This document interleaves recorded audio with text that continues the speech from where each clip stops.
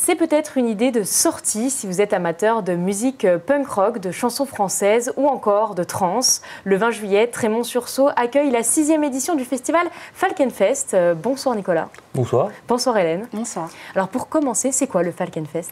Alors le Falkenfest, c'est un festival de musique.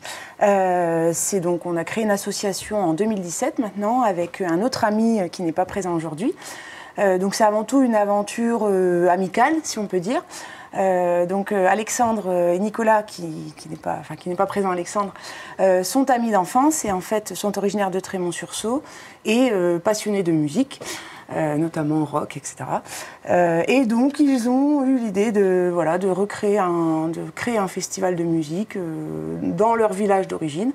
Donc moi j'ai rejoint l'aventure puisque je suis sa compagne et depuis maintenant 6 ans, c'est la 6e année cette année qu'on organise le festival dans la vallée de Trémont sur un terrain en pleine nature. Le cadre est assez sympathique. Le cadre est vraiment très sympathique, c'est un petit peu la force du festival, c'est en pleine nature, entouré de champs. On a une scène qui existe déjà sur le terrain parce que c'est une association de la commune qui nous prête ce terrain. Et on ramène tout sur le site, tout ce qu'il faut, l'électricité, on monte des marnums, une deuxième scène pour accueillir tout un public pour une soirée. Voilà. Alors justement, parlons un petit peu de la programmation. Quels sont les artistes présents cette année ? Oh, il y a beaucoup de monde, on va dire, mais il y a les Salles Majestés, il y a Bob's Undead, il y a Ballet Batchy Crew, il y a Regal Trip, les One Spring, qui sont de Saint-Dizier. Et il y a qui l'autre ? The Big One aussi, de Barduc. Vous prenez un peu de groupes locaux aussi, hein ? Oui, bien sûr, oui, tout à fait. On essaie de faire marcher un peu tout le monde qu'on connaît aussi, des contacts, et puis des gros groupes aussi surtout pour faire amener du monde. Et puis on a aussi un DJ aussi à la fin, DJ Black Iceland, qui va animer la fin de soirée du festival. Alors une programmation très éclectique finalement. Le but c'est de plaire à tout le monde. Comment vous les choisissez un petit peu ?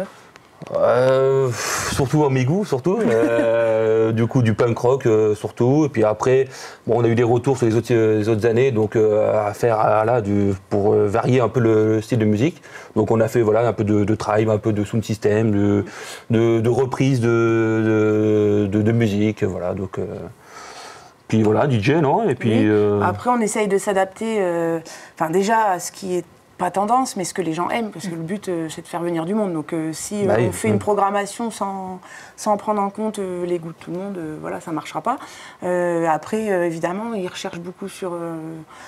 déjà, on participe à beaucoup de concerts. On fait beaucoup de festivals. Vous allez repérer, finalement. Oui, on repère. Voilà, c'est ça.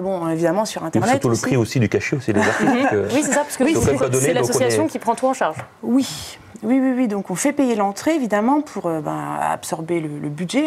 Mais évidemment, les artistes vivent c'est leur métier, donc il faut les payer. Donc c'est sûr qu'aussi notre contrainte, c'est le cachet des artistes. Alors c'est la 6e édition. C'est important pour vous de garder cet événement. Pourquoi, pour vous, c'est important de garder ce festival chaque année ?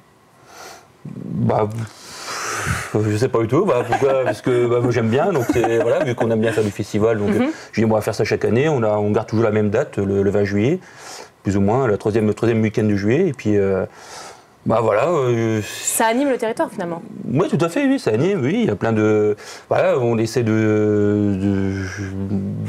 d'animer le territoire, oui, tout à fait. Et puis je sais pas moi de pourquoi. C'est une aventure. Une fois qu'on est lancé, en fait, c'est difficile d'arrêter quelque part parce qu'il y a une sorte de fierté aussi de vouloir s'améliorer chaque année, de faire un petit peu mieux.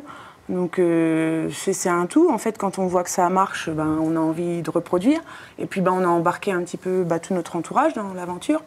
Donc oui, quelque part, c'est un challenge que tout le monde a envie de réussir et de perpétrer, en fait. Donc donc on va tenir autant que possible, parce que c'est sûr qu'il y a un risque financier chaque année. Ça reste une association, on engage nos frais, on engage personnellement les frais si ça ne marche pas. Donc il faut... Alors, vous parlez d'aventure, vous l'avez dit, vous avez engagé toute la famille, les proches. Combien de bénévoles travaillent pour ce festival ? Une trentaine.